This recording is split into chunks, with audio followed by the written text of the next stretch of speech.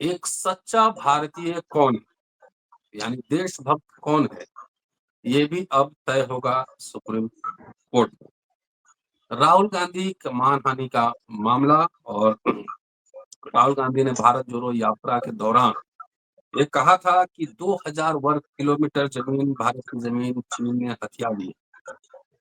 मानहानि हुआ, राहुल गांधी इस मामले में सुप्रीम कोर्ट पहुंचे और सुप्रीम कोर्ट के डिवीजन बेंच में ये कहा गया उनको कि आपको कैसे पता लगा कि चीन के 2000 वर्ग किलोमीटर तक जमीन भारत ने हड़प ली, क्या आप वहां पर थे? अगर आप सच्चे भारतीय होते तो ऐसा नहीं। सवाल ये था कि राहुल गांधी का जो आरोप था उसकी जांच होनी चाहिए थी। अगर ऐसा था तो इसमें जिम्मेदारी भारत सरकार के राजनीतिक इच्छा शक्ति की होती, जिम्मेदारी उसकी होती, उस पर सवाल उठाया जाता। वैसे लीडर ऑफ अपोजिशन का काम सवाल पूछना है, संसद के अंदर भी और संसद के बाहर भी। तो सवाल ये है कि क्या कल होके सच्चा जज कौन है, इस पे भी चर्चा होगी, ये भी सवाल उठता है। तमाम तरह के मसले कि एक तो ये समझिए कई बार सुओ मोटो कोर्ट संज्ञान लेता है किसी घटनाक्रम का, तो क्या सवाल ये भी उठेगा कि जज साहब वहां घटने पे मौजूद थे कि अखबार के रिपोर्टिंग के आधार पर ऐसा होता है?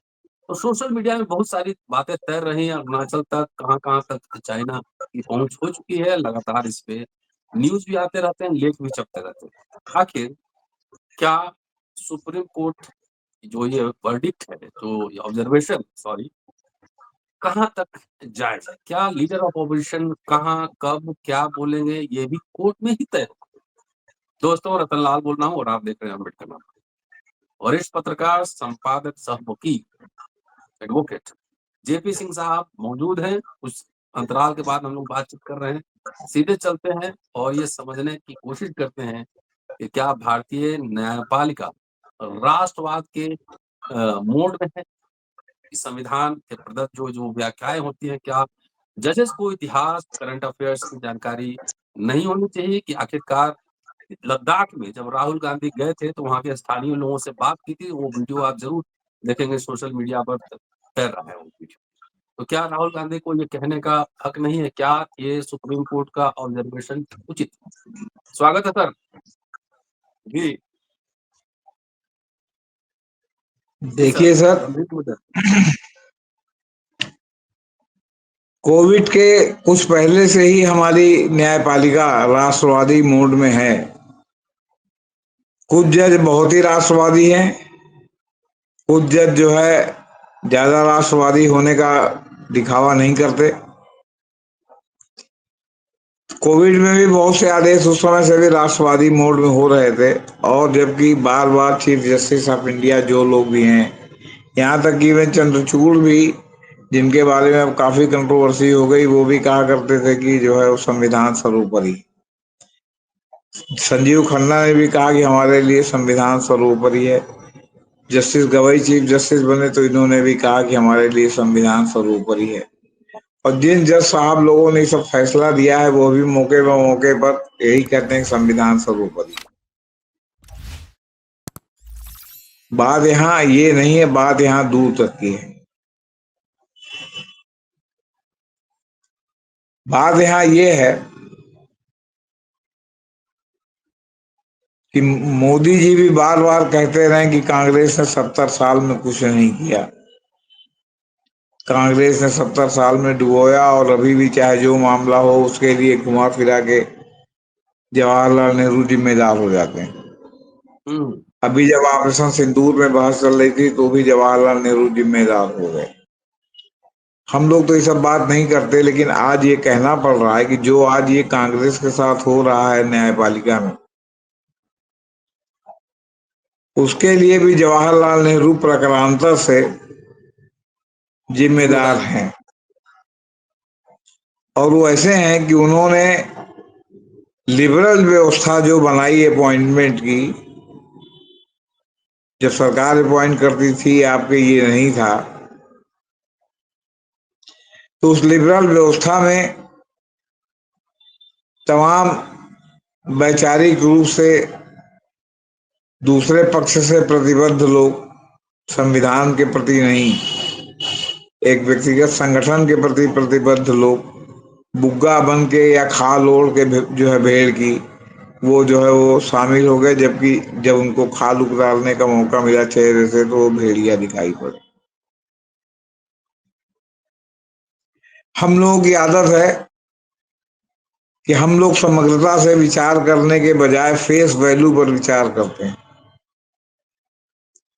जिस समय सेकेंड जज केस था और जस्टिस खन्ना थे, जस्टिस खन्ना जो भी चीफ जस्टिस होकर रिटायर हुए, उनके चाचा, और उन्होंने असहमति का फैसला दिया जस्टिस खन्ना जबलपुर वाले केस में, और जिसके कारण वहां सुपरसीड हुए और उन्होंने इस्तीफा दिया। आज की डेट में उनका बहुत ही महिमा मंडन होता है, या ये कहा जाता है कि उन्होंने रीढ़ की हड्डी दिखाई, वो इंदिरा गांधी के खिलाफ खड़े हुए।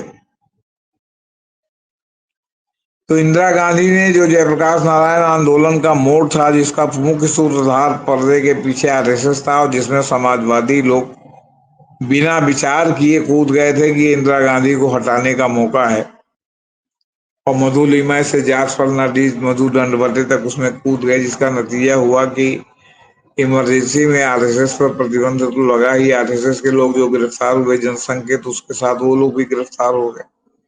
और उसमें बहुत से डेमोक्रेट थे जो उसको डेमोक्रेसी के हिसाब से लेते हैं, वो आरएसएस की डिजाइन नहीं देखते कि वो डिजाइन का ही परिणाम है कि आज जो है वो आरएसएस की सरकार इस देश में है। तो इसलिए जवाहरलाल नेहरू या उनकी लीगेसी, जवाहरलाल नेहरू मान लीजिए उस समय नहीं थे, इमरजेंसी के समय इंदिरा गांधी थी, लेकिन उनकी लीगेसी थी ना इंदिरा गांधी, कांग्रेस। तो जो आजादी के बाद से लेके और कांग्रेस के सरकारों तक, इवन की जब मनमोहन सिंह प्रधानमंत्री बन के कांग्रेस लेड मिली जुली सरकार बनी, मैं तब तक की बात कर रहा हूं जब जब कांग्रेस सरकारें हुई, उन्होंने कभी भी जजों के अपॉइंटमेंट में भले अपने दो चार आगे पीछे घूमने वालों को जज नियुक्त कर दिया हो, लेकिन उन्होंने कभी उस तरह से स्क्रूटनी नहीं की जिस तरह से आज की डेट में स्क्रूटनी करके जज नियुक्त किए जा रहे हैं, और देखा जा रहा है कि कैडर, विचारधारा, इस सब के प्रति इनका जो है क्या रवैया है या क्या कहना है। ऐसा तो नहीं कि मौका मिलते ही ये सिद्धांत जो है लगेंगे मंच पर बैठ के बघाड़ने। उस कांग्रेस के न करने के कारण जस्टिस खन्ना भी कांग्रेस के समय में नियुक्त हुए, तो उस समय तो दूसरे दल में का नियुक्त करने का कोई प्रावधान ही नहीं था, या कोई मतलब अवसर ही नहीं था। उस समय तो जितने जज नियुक्त किए गए सब जो है वो क्या कहते हैं, कांग्रेस के द्वारा ही नियुक्त किए गए। तो जस्टिस खन्ना भी उसी समय नियुक्त हुए, और भी तमाम चैंपियन जज जिन्होंने जो है आपका एनजेएसी के बजाय उस समय जो कॉलेजियम सिस्टम लागू किया, वो जो जज लोग थे उसमें भी जो है अधिकांश सब कांग्रेस के द्वारा ही नियुक्त थे। तो कांग्रेस उस समय भी स्लीपर सेल के लोगों को नियुक्त करती थी, नहीं देखती थी कि इनका ओरिएंटेशन क्या है।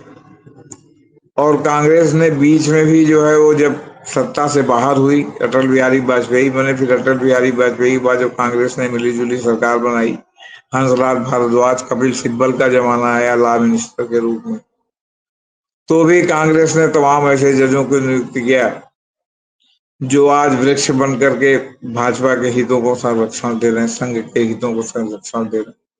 और वैचारिक युद्ध उन्होंने छोड़ रखा है कि जब नेताओं की जो है विश्वसनीयता समाप्त हो गई है, जो रह रह के उठाते हैं तमाम मुद्दे, तो अब वह कोर्ट से ही तमाम मुद्दे उठ रहे हैं।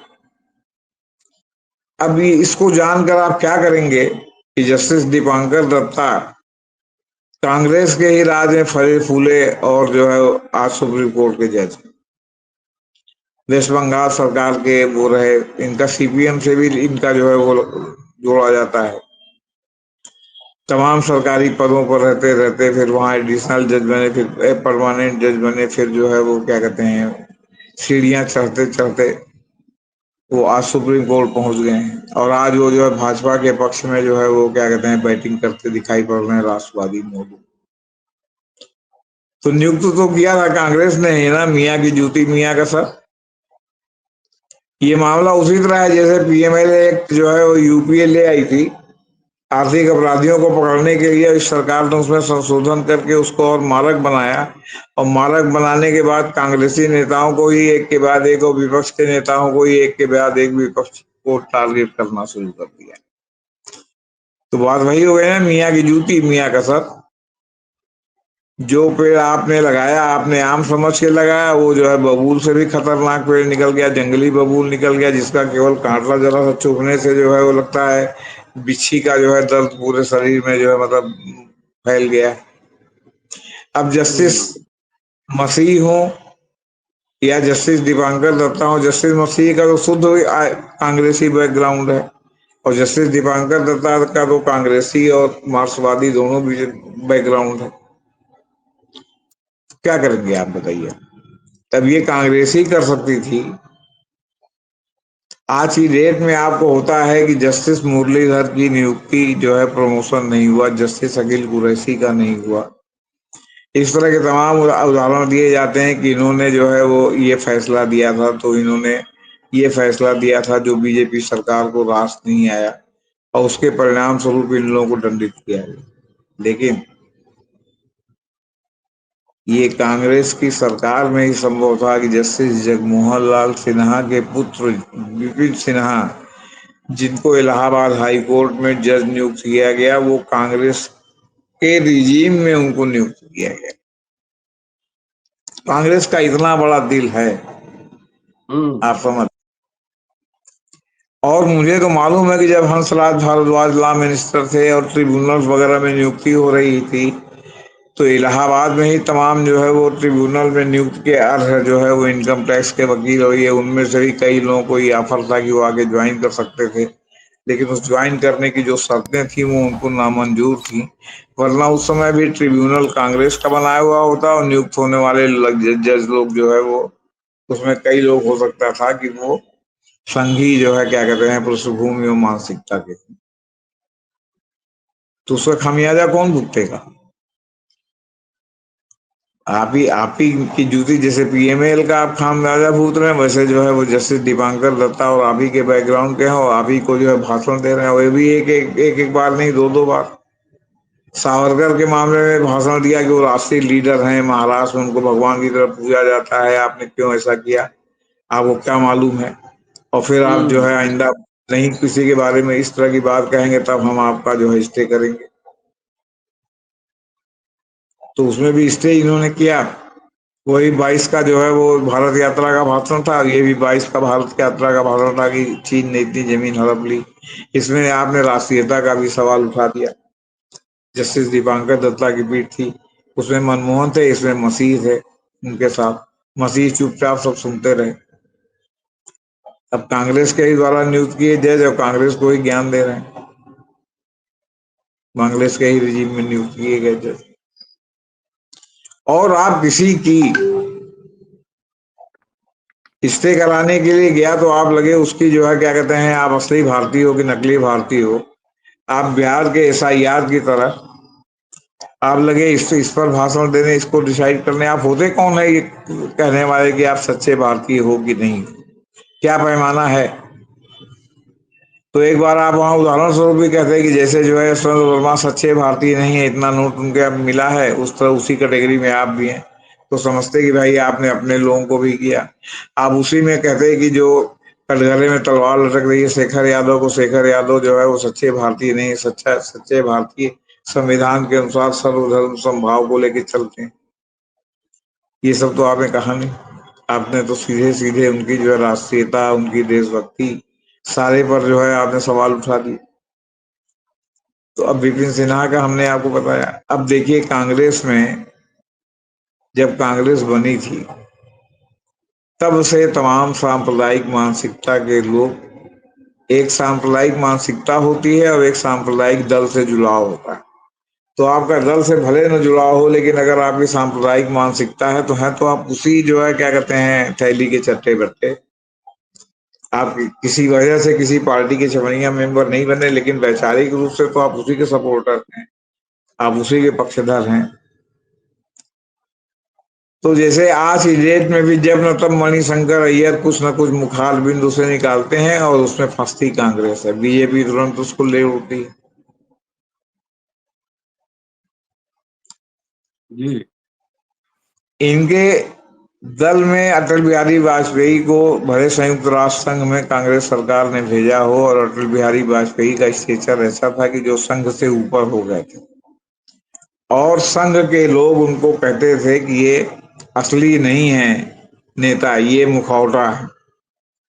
और ऐसा कहने के लिए घनघोर संघी संघ के आचार्य प्राचार्य काले, वो आपके क्या कहते हैं, पूर्णकालिक कार्यकर्ता हुए गोविंदाचार्य जैसे नेता को अटल बिहारी वाजपेयी के कोप का भाजन बना था, और उनको राजनीतिक बियाबान में ढकेल दिया गया।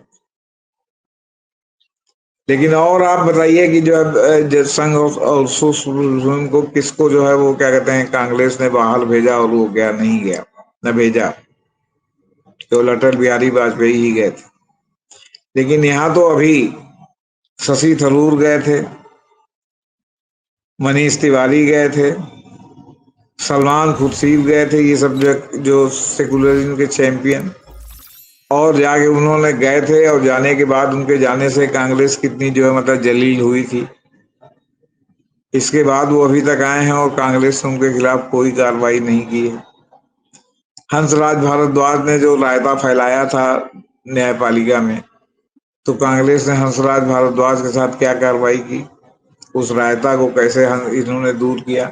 कपिल सिब्बल के समय में जब लॉ मिनिस्टर थे, आज तो कपिल सिब्बल पार्टी में नहीं है, जब लॉ मिनिस्टर ग्रुप ऑफ 23 बना दिया था, उससे बाहर हो गए थे। आज की डेट में तो कपिल सिब्बल नहीं है। कपिल सिब्बल ने जो रायता फैलाया था उसका क्या हुआ। अभी कपिल सिब्बल के पिताजी जो बहुत बड़े जो है वो क्या कहते हैं वकील हुआ करते थे पंजाब हरियाणा हाई कोर्ट, उनके स्मृति में समारोह हुआ। उसमें जो है आपके जस्टिस सूर्यकांत जो आए दिन जो है वो मौखिक जो है वो क्या कहते हैं न्याय शास्त्र बताते हैं, और कहीं ना कहीं सरकार के पक्ष में फैसला देते हैं, वो चीफ गेस्ट थे कपिल सिब्बल के पिताजी के प्रोग्राम में। कपिल सिब्बल के एक भाई जो है वहाँ पंजाब एंड हरियाणा कोर्ट में जज हैं, भतीजा वही वकील है, हरबंश सिब्बल। लेकिन आप कभी नहीं देखेंगे कि जो है वो भाजपा के किसी नेता के जो है इस तरह पिता या उनकी जो है विरासत का सम्मान हो रहा हो, उसमें लाइक माइंडेड छोड़ के दूसरे विचारधारा के जो है कोई चीफ गेस्ट बन जाए, वहां उसको तुरंत बर्दाश्त नहीं किया जाता। तो ये सब स्थितियां हैं सर। तो मियाँ की जूती मियाँ का सर हो गया है, तो क्या करेंगे आप ही बताइए सर। अब अभी जब सूर्यकांत जी वहां गए थे, तो सैनी साहब की दावत में शामिल हुए, मुख्यमंत्री की। किसी भी जो है उसके मुख्यमंत्री के यहाँ जब न्यायपालिका के लोग जाते हैं, ये जजों के एथिक्स के भी खिलाफ बताया जाता है कि इसमें नहीं जाना चाहिए। उससे ये होता है कि अगर आप उनके साथ बैठेंगे, मंच शेयर करेंगे, उनके साथ भोजन करेंगे। आए थे जो है प्रधानमंत्री जस्टिस गोगोई के एक प्रोग्राम में रात में, उसके बाद उन्होंने जो है घूमने की इच्छा व्यक्त की, गोगोई के साथ गए। उसके बाद जो है पूरे देश ने देखा कि सुप्रीम कोर्ट किस मोड में चला गया था, और गोगोई साहब किस राष्ट्रवादी मोड में चले गए। चंद्रचूड़ साहब के यहाँ प्रधानमंत्री जी आए थे आरती करने, उसके बाद जो है चंद्रचूड़ साहब का क्या हुआ, और किस तरह चंद्रचूड़ साहब का के तमाम फैसलों की तमाम फूफा की पोल खुली। और हुआ कि चंद्रचूड़ साहब ने एक दो फैसला ऐसा दिया जिससे लगा कि बहुत बड़े डेमोक्रेट हैं, लेकिन असली तो ये भीतर से वही है। सुप्रीम कोर्ट के जजों के विरोध के बाद उन्होंने अपना बंगला खाली किया, नहीं चीफ जस्टिस से बंगले में रिटायर के बाद भी रहे अपनी विकलांग बेटी के नाम पर। आपको मालूम है कि आप इस डेट में रिटायर होने वाले हैं, तो आपने पहले से 4 महीने 6 महीने पहले से कैसे व्यवस्था नहीं बनाई। अगर ये व्यवस्था आज की डेट में उपराष्ट्रपति के पास नहीं होती, तो उपराष्ट्रपति सरकारी बंगले से निकल के धनखड़ साहब कहाँ गए होते सर। तो बहुत चीजें दिखाई पड़ रही, बहुत चीजें नहीं दिखाई पड़ रही, लेकिन कांग्रेस पता नहीं इससे सबक कभी लेगी कि नहीं लेगी। अगर आज निकल गए फिर सरकार में आ जाए, फिर उसी तरह का रवैया रखेगी, तो पता चला कि उसी के द्वारा नियुक्त किए गए लोग उसी को जलील करेंगे, उसी को ज्ञान देंगे। तो ज्ञान देना ज्ञान लेना सब है आपके पास, देते रहिए लेते रहिए।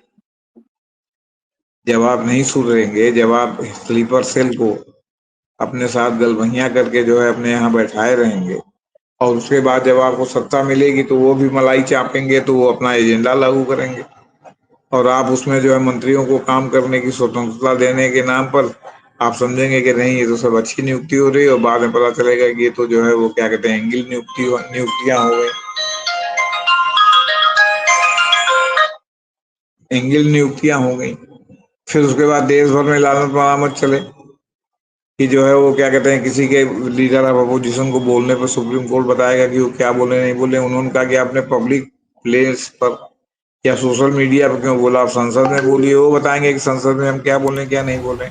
आपने शुरू में बहुत अच्छी बात कही कि जो उन्होंने सवाल उठाया कि क्या आपने देखा है, क्या आप गए हैं, तो गए थे वहां बात भी करने। सुब्रमण्यम स्वामी इन्हीं के नेता हैं बीजेपी के, और लगातार कह रहे हैं कि चीन इतना जो है वो क्या कहते हैं जमीन हमारी हड़प के बैठा है। क्या हुआ सुब्रमण्यम स्वामी के खिलाफ आज तक कोई स्ट्रक्चर पास हुआ सुप्रीम कोर्ट से? आज तक सरकार ने उनके खिलाफ कोई कार्रवाई की क्या? आज तक उनका जो है कभी खंडन किया है? उन्होंने इग्नोर कर रखा है, जैसे सुब्रमण्यम स्वामी पागल हैं, कुछ भी बकते रहते हैं। इतने लोगों ने कहा, इतने विशेषज्ञों ने कहा, इतने कहा, अगर आपको यही देखना था कि राहुल गांधी ने किस आधार पर कहा, तो आपको स्टे नहीं करना चाहिए। आप अगर स्टे नहीं करते तो राहुल गांधी क्या करते? मुकदमा लड़ते ना।